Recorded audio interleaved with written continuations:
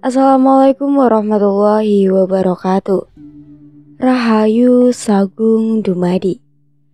Kembali lagi di channel Babat Nusantara.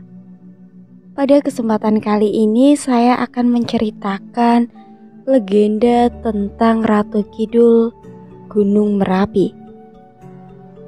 Tidak usah berlama-lama lagi, mari kita masuk ke ceritanya.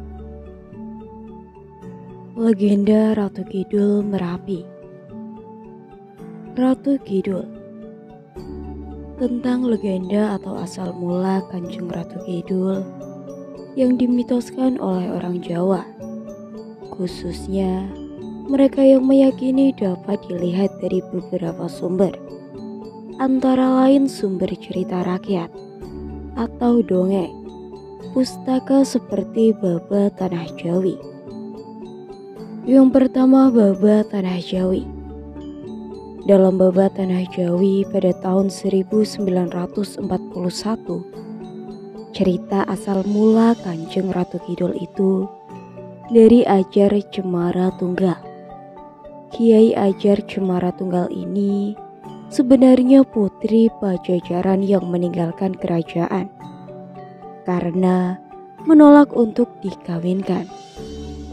Banyak raja yang melamarnya, tetapi semua itu ditolak. Putri ini setelah pergi dari kerajaan tinggal di Gunung Gombak. Di situ hanya terdapat satu pohon cemara.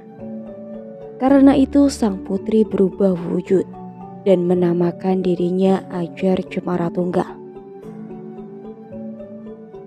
Cerita tentang Ajar Cemara Tunggal ini dikaitkan dengan seorang tokoh, Raden Susuruh. Raden Susuruh ini keturunan dari raja-raja yang pernah berkuasa di Jawa Timur, antara lain Jenggala dan Kediri. Raden Anji Putra, Lembu Amiluhur Raja Jenggala, kawin dengan Dewi Chandra Putri Lembu Peteng, Raja Kediri. Raja Kediri mempunyai putra kuda Lelayana berputra Banjarsari. Banjarsari berputra Mundingsari. Mundingsari berputra Mundingwangi. Mundingwangi berputra Sri Pamekas. Sri Pamekas berputra Arya Bangga dan Raden Susuruh. Arya Bangga kemudian menjadi raja di Galuh dan Raden Susuruh dipersiapkan untuk menggantikan sebagai raja Pajajaran.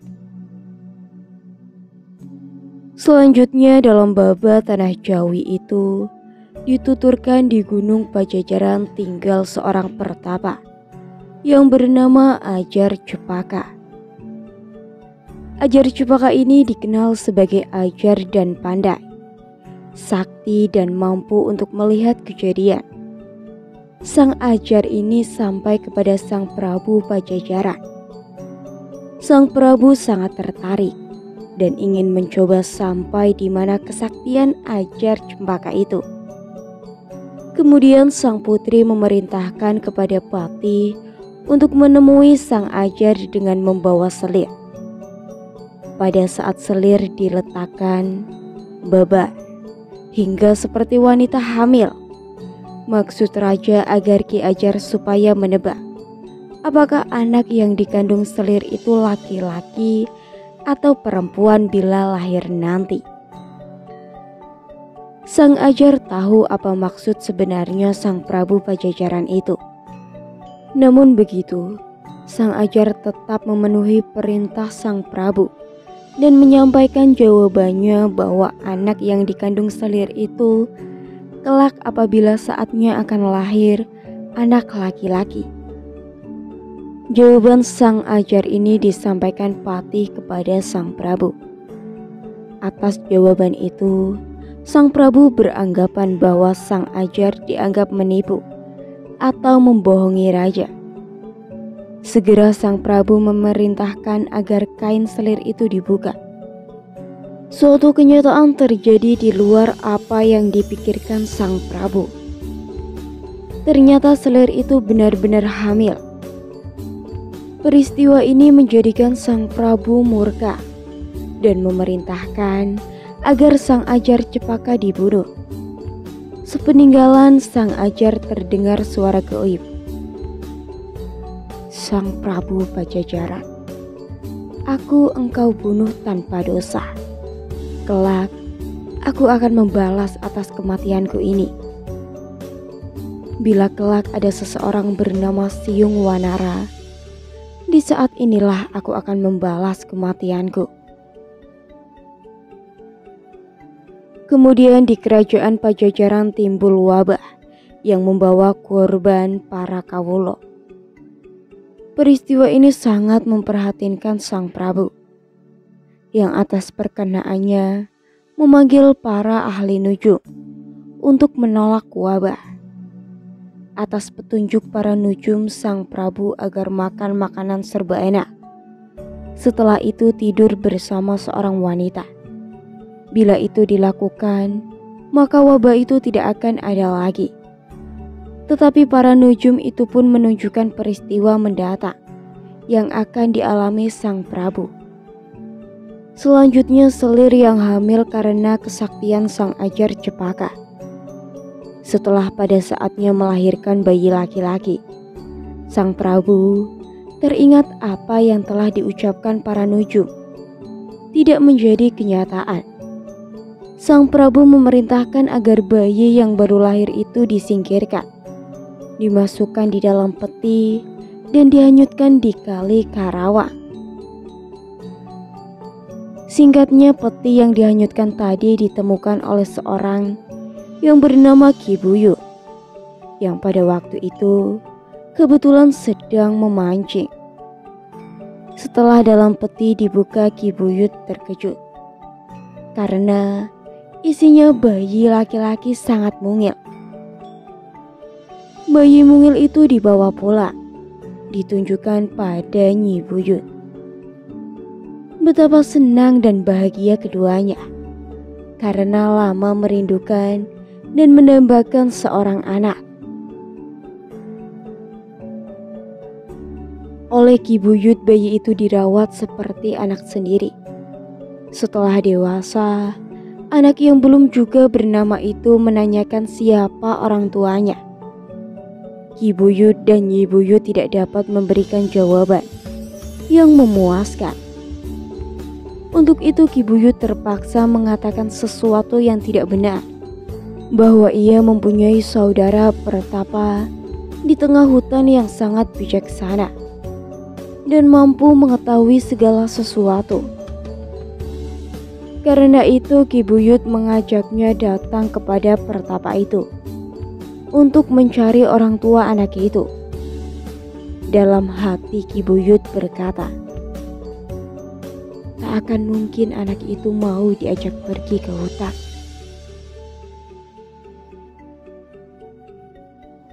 Akan tetapi betapa heran Ki Buyut.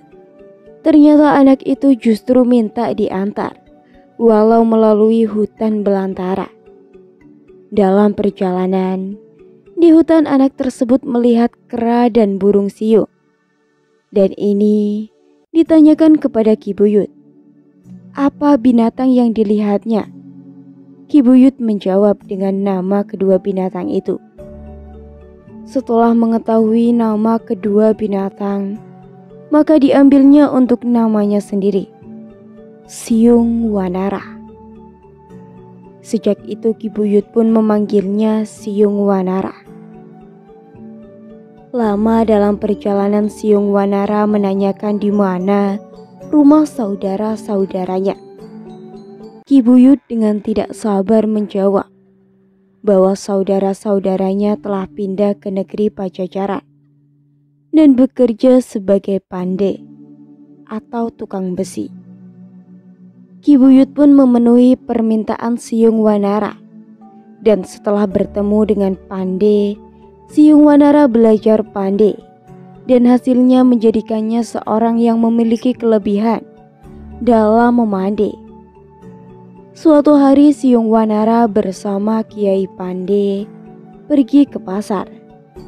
Pada waktu gajah, Raja Pajajaran sedang dimandikan.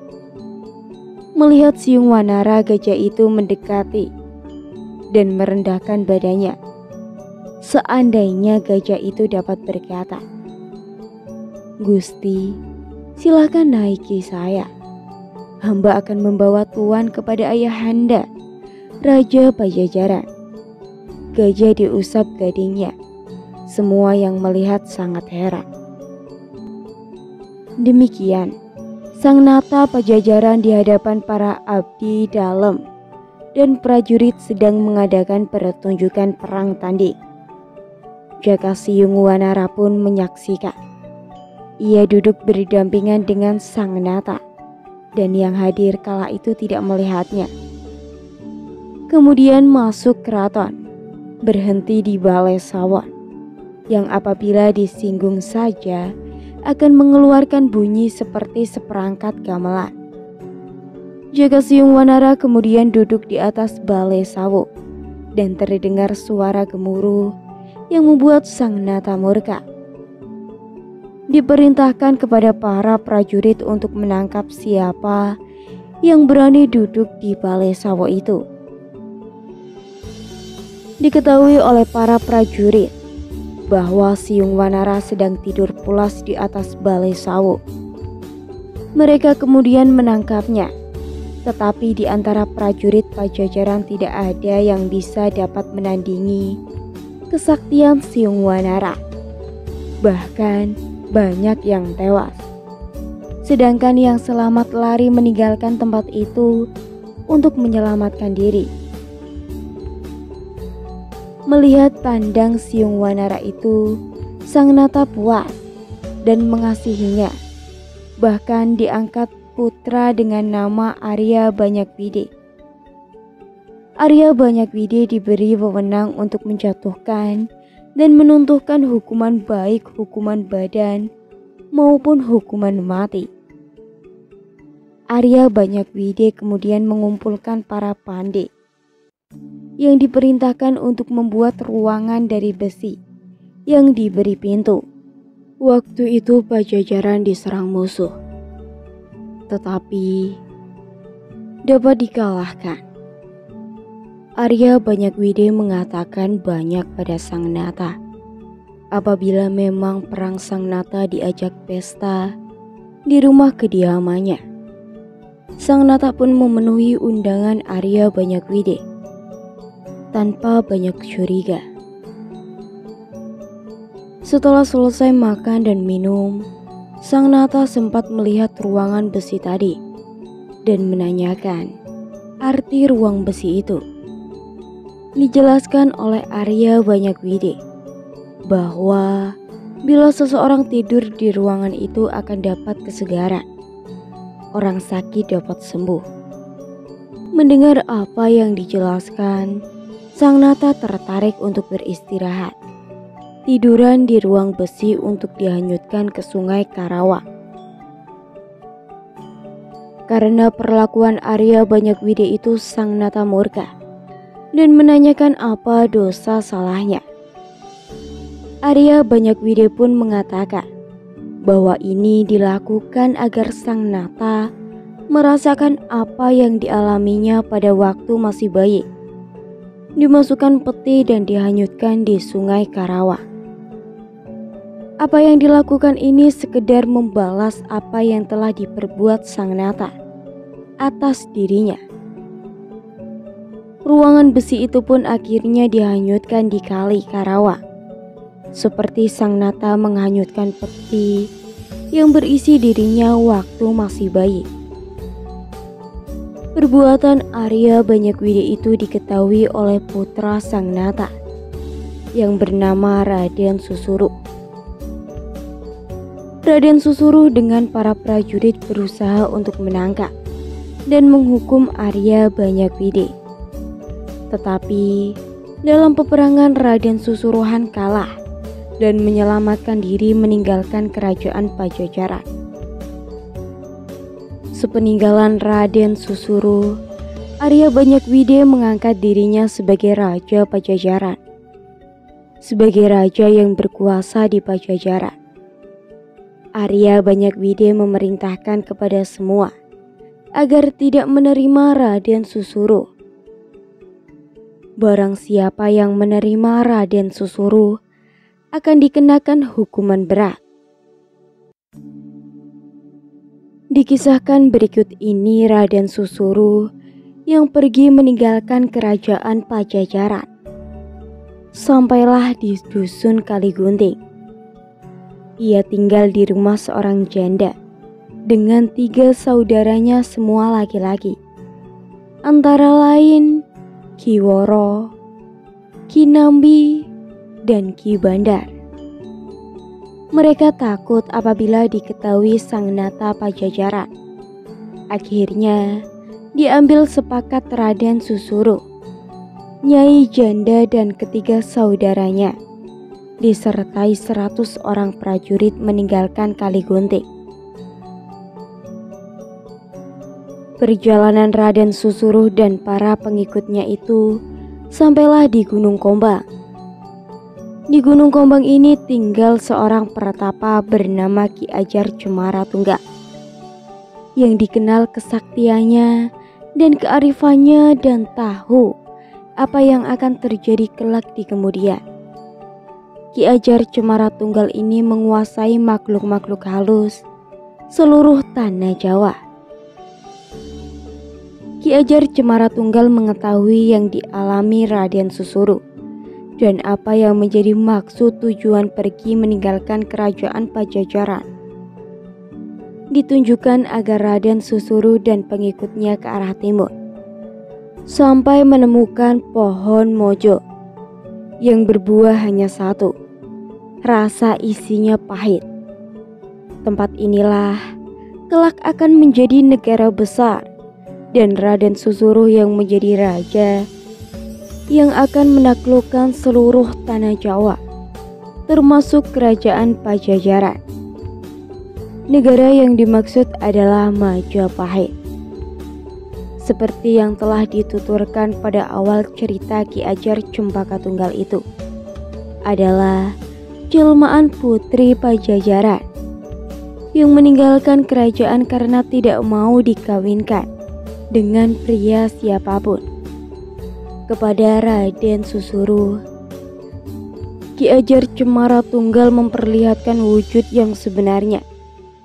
Ternyata seorang putri cantik, elok dan menawan, sehingga Raden Susuru kesemaran ingin memegang dan memeluknya. Tetapi putri ayu itu hilang dan tampak kembali wujud Ki Ajar Cemaratunggal. Ki Ajar Cemaratunggal mengatakan bahwa kelak pada saatnya bertemu kembali dengan Raden Susuru. Apabila Raden Susuru dan keturunannya menaklukkan dan memerintah semua makhluk halus, selanjutnya akan pindah ke Pemantingan, sebelah selatan Gunung Merapi. Siapa saja yang menjadi raja di utara Pemantingan dan selatan Gunung Merapi atau Mataram, serta siapa saja yang menjadi raja tanah Jawa, akan berhubungan selalu dengan Ki Ajar Cemaratunggal. Dijanjikan pula bahwa kelak Ki Ajar Cemaratunggal akan selalu membantu Raden Susuru dan keturunannya apabila menemui kesulitan. Demikian ringkas cerita asal mula Kanjeng Ratu Kidul. Bila dirunut di kemudian, kisah perjalanan Raden Susuru ini akan menurunkan raja-raja di tanah Jawa sampai pada kerajaan Mataram yang dirintis oleh Panembahan Senopati. Panembahan Senopati inilah yang kemudian selalu berhubungan dengan Kanjeng Ratu Kidul, Ki Ajar Cemaratunggal, dan selalu memberikan bantuan sampai raja-raja Mataram kemudian. Surakarta Hardiningrat dan Ngayo Jogokarto Hadiningrat. Cerita tentang asal mula Kanjeng Ratu Kidul dalam babat Tanah Jawi itu terdapat juga dalam babat Keraton. Dalam babat keraton ini dikisahkan pula perjalanan Raden Susuru yang pergi meninggalkan Pajajaran dan bertemu Ki Ajar Cemaratunggal. Yang seterusnya pengakuan Ki Ajar Cemaratunggal tentang diri sebenarnya kepada Raden Susuru, yang tidak lain adalah Putri Ayu dari Pajajaran. Dalam babat keraton diceritakan pula ucap janji Ki Ajar Cemaratunggal kepada Raden Susuru sampai kepada keturunan yang kelak menjadi raja di kerajaan yang terletak di sebelah utara pemancingan Laut Kidul dan sebelah selatan Gunung Merapi Mataram, Nyi Roro Kidul dan Nyi Rioyo Kidul. Yang kedua, asal mula Kanjeng Ratu Kidul. Dituturkan pula bahwa mulanya seorang putri yang bernama Ratna Suwidi, putri Prabu Mundinggasari dari kerajaan Pajajaran. Dalam hidupnya, Ratna Suwidi selalu menekan dan memantingkan kehidupan rohani. Sang putri selalu melakukan semedi dan bertapa penuh. Keadaan yang demikian ini, ia tidak pernah memikirkan semua kepentingan yang bersifat duniawi, apalagi bersuami. Apa yang dilakukan dan menjadi jalan hidup putrinya. Sang Prabu sangat prihatin kepada putrinya. Sang Prabu Mundinggasari menyatakan untuk mengawinkan dengan salah satu raja-raja yang melamarnya, tetapi semuanya ditolak. Sang Prabu marah dan Ratna Suwidi disuruh pergi mengembara seorang diri untuk mencari tempat yang sesuai dan pantas untuk melakukan semedi dan bertapa di Gunung Kombang. Di tempat inilah kemudian Ratna Suwidi bersemedi dan bertapa mohon sesuatu kepada Dewata. Karena semedinya, pada suatu hari datanglah dewa yang menanyakan maksud tujuan bertapa. Atas pertanyaan Dewi Ratna Suwidi, menyampaikan maksud dan tujuannya bertapa. Atas pernyataan Ratna Suwidi pun menyampaikan maksud dan tujuannya, bahwa ia ingin hidup sepanjang zaman, walaupun dengan syarat apapun. Dijelaskan oleh dewa bahwa manusia tidak selamanya hidup.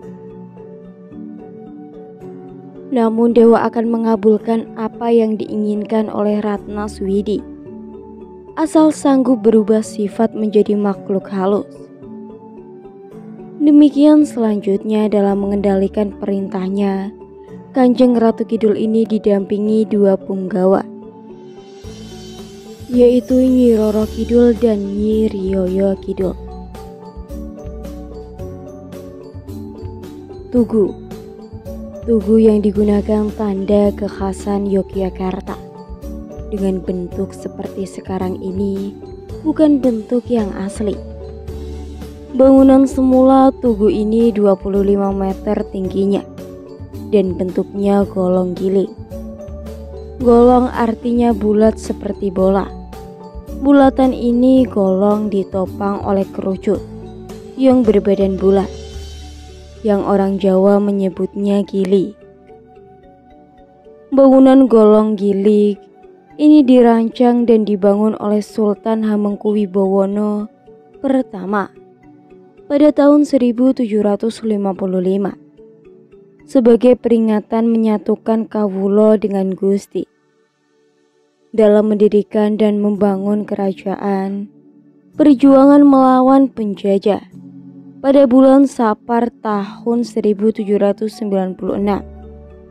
atau 10 Juni pada tahun 1967.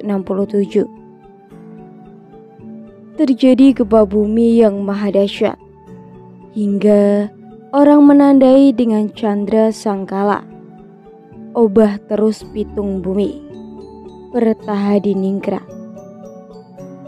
Karena akibat gempa bumi, Tugu rusak dan dibangun kembali pada tahun 1879 dengan Candra Sangkala, Wiworo Harijo Manggolo, Projo. Tetapi kabar lain mengatakan bahwa akibat gempa tadi, Golang-Galing tadi runtuh sepertiganya. Sisa yang masih tampak berdiri oleh penguasa Belanda waktu itu. Selanjutnya Pekatik kembali ke Pesanggara dan menyampaikan pesan Kiai Joga kepada Sri Sultan. Atas petunjuk itu Sri Sultan kemudian memerintahkan kepada para punggawa untuk membuka hutan beringin yang akan digunakan kota negara Nagoyo Jogarta Hadiningrat. Konon selanjutnya setelah ibu kota negara Ngayogyakarta Hadiningrat selesai dibangun, dititahkanlah untuk membangun atau mendirikan tugu yang terletak di sebelah utara keraton, tempat Kiai Joga bersemaya. Tugu ini dimaksud pula oleh Sri Sultan sebagai pusat pandangan saat duduk di singgasana pemerintahan keraton. Karena itu untuk sementara waktu Sri Sultan Hamengkubuwono I Mesanggrah di Ambar Ketawang yang terletak di sebelah barat kota Yogyakarta. Setelah beberapa waktu, Sri Sultan Hamengkubuwono I bermaksud membangun ibu kota negara Ngayogyakarta Hadiningrat, dan beliau mencari tempat untuk ibu kota Ngayogyakarta Hadiningrat. Dipilihlah kemudian hutan beringin. Mengapa hutan beringin yang dipilih? Maka ada dongeng yang mengatakan demikian. Pada suatu hari seorang hamba tukang mencari rumput yang sedang mencari rumput di hutan beringin. Ia sangat haus, mencari sumber air untuk minum tidak ada. Ia pun kemudian mencari sumber air, namun belum juga berhasil.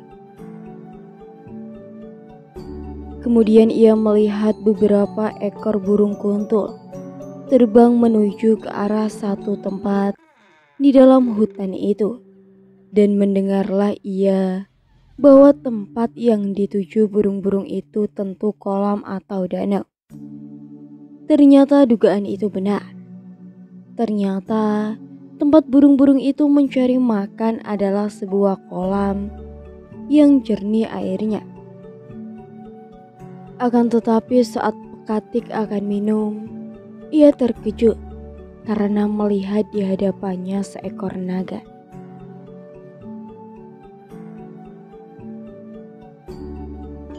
Merapi. Gunung Merapi yang mempunyai ketinggian sekitar 2.914 meter di atas permukaan air laut, terletak di Kabupaten Magelang, Kabupaten Boyolali dan Kabupaten Klaten Jawa Tengah, dan Kabupaten Sleman Daerah Istimewa Yogyakarta. Apabila dilihat dalam peta, letak Gunung Merapi ini di perbatasan Provinsi Jawa Tengah sebelah selatan dan Provinsi Daerah Istimewa Yogyakarta sebelah utara. Jarak puncak Gunung Merapi dari kota terdekat sekitar 26,5 km dari Magelang, 25 km dari kota Klaten, dan 25 km dari kota Yogyakarta, sekitar 30 km ke utara. Konon, Gunung Merapi ini salah satu di antara sekian jumlah gunung berapi di Indonesia yang sering meletus. Menurut Van Bamelan, mulai pertama Gunung Merapi ini meletus dikaitkan dengan kepindahan kerajaan Mataram Hindu dari Jawa Tengah ke Jawa Timur pada tahun 1006. Akibat letusan Merapi ini kerajaan hancur. Raja Wawa Saratono Kartodirijo sejak pertama kali sampai tahun 1995. Gunung Merapi telah meletus 40 kali. Bahaya letusan Gunung Merapi ini adalah awan panas yang oleh penduduk setempat disebut wedus gembel. Ada beberapa cerita atau dongeng tentang asal mula Gunung Merapi. Dongeng ini tersebar di kawasan pedesaan Gunung Merapi, seperti di desa Kawastu dan Karijaya. Yang pertama, desa Kawastu. Dulu, waktu Pulau Jawa dibuat oleh para dewa, posisinya tidak seimbang. Tampak lebih berat sebelah barat. Jadi, keadaan miring ke barat. Sebab, di sebuah ujung barat terdapat Gunung Jamoro-Dipo. Dipindahkan ke bagian tengah agar Pulau Jawa seimbang atau tidak miring. Saat itu pulau dua empu kakak beradik, yakni Empu Rama dan Empu Permada. Pada waktu kedua empu ini sedang membuat keris pusaka tanah Jawa, oleh para dewa diperintahkan agar kedua empu untuk pindah dari Pulau Jawa. Tetapi kedua empu ini menolak dan tidak mematuhi perintah para dewa.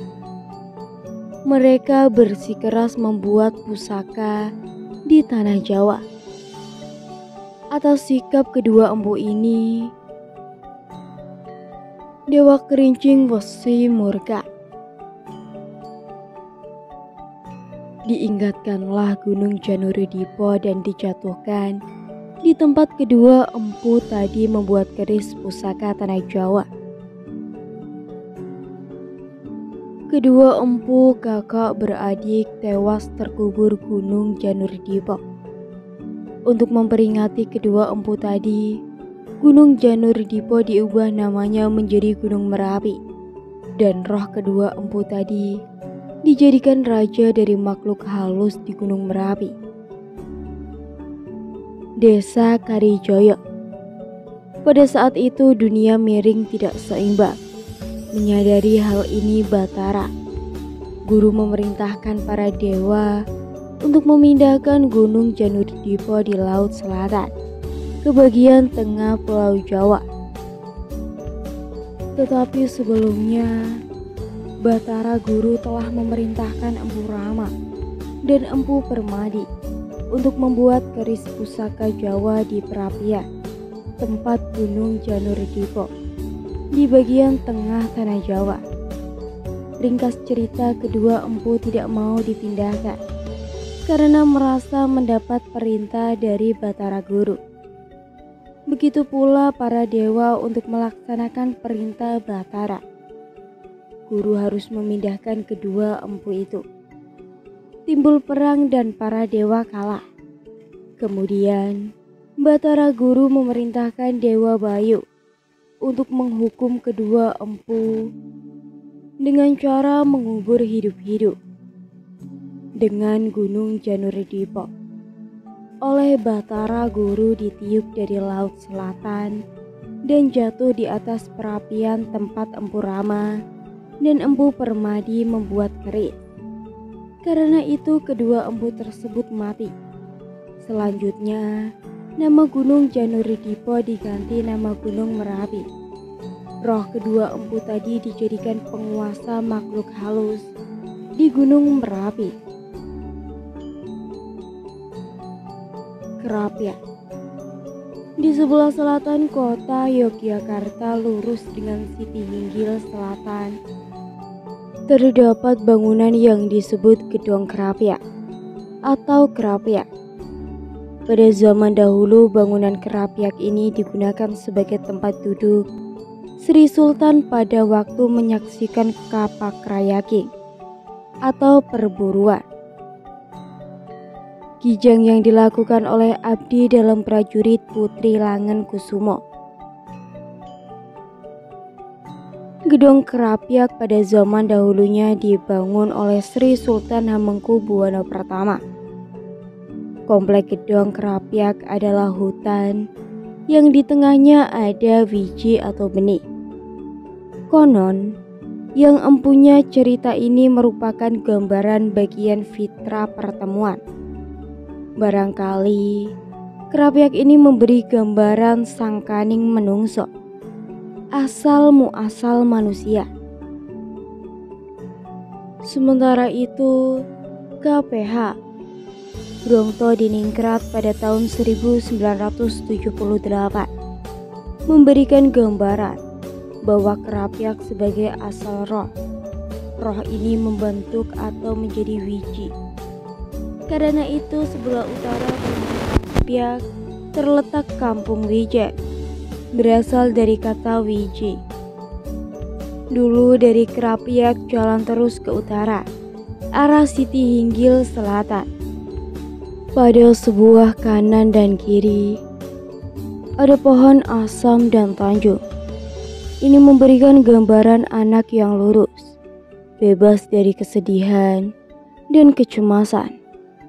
Wajahnya neng semangke atau menarik, sehingga disanjung oleh orang tuanya. Tidak banyak data pustaka yang secara khusus membicarakan tentang Krapyak ini. Namun dikatakan bahwa Krapyak ini merupakan tempat yang tingginya sekitar 3,5 meter yang terletak di luar benteng keraton KRT Yudi di Projo. Keraton Ngayog Yogyakarta ini dahulu dikelilingi oleh benteng setinggi 3,5 meter dan tebal sekitar 4 meter. Dan panjangnya sekitar 1 kilometer. Pada bagian luar benteng ada prajurit Jagong Jawa yang berisi air cukup dalam. Benteng keraton ini zaman dahulu ada pintunya yang disebut pelengkung. Pelengkung ini diberi pintu yang berukuran cukup tebal. Di samping pintu juga dipasang jembatan gantung sehingga bisa ditarik. Kalau jembatan ini tidak diturunkan, orang tidak dapat masuk benteng pelengkung. Benteng jumlahnya ada 5, antara lain. Yang pertama, Pelengkung Ngasem. Yang kedua, Pelengkung Taman Sari, dinamakan Jagabaya. Yang ketiga, Pelengkung Gading, dinamakan Nirbaya. Yang keempat, Pelengkung Wijalan, dinamakan Taruna Suara. Yang kelima, Pelengkung Surya Mataram, dinamakan Madaya Sura. Di antara pelengkung yang masih utuh sampai sekarang adalah Nirbaya atau Gading dan Taman Sari atau Wijalan. Kuswaji Kaswiranda Suntoro.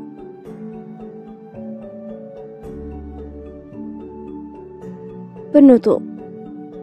Legenda Ratu Kidul Tugu Merapi Krapyak menggambarkan alam pikiran orang Jawa yang sederhana. Menurut alam pikiran orang Jawa, realitas tidak dapat dibagi dalam berbagai bidang yang berpisah-pisah dan tanpa hubungan satu kesatuan yang menyeluruh.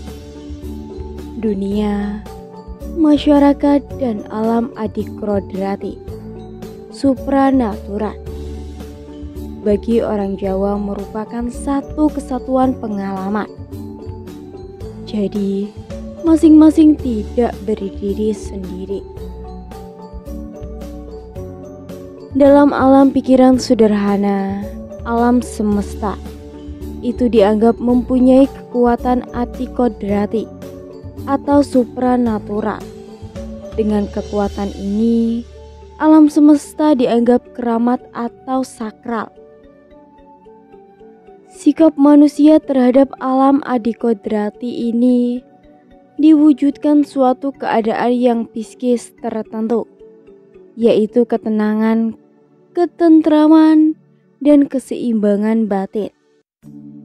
Ini akan membawa pada hidup sejahtera bagi anggota masyarakat. Ratu Kidul Merapi adalah wujud personifikasi dari supranatural. Ratu Kidul adalah sosok yang diakui sebagai penguasa Laut Kidul, yang diyakini oleh penduduk memiliki kekuatan supranatural. Merapi atau Gunung Merapi dalam kosmologi Jawa dikatakan sebagai wujud Batara Siwa, yakni alam semesta, yang banyak menyimpan kekuatan supranatural dan bila lebih diperluas adalah manusia. Dalam hal ini, Purbo Jatikaro.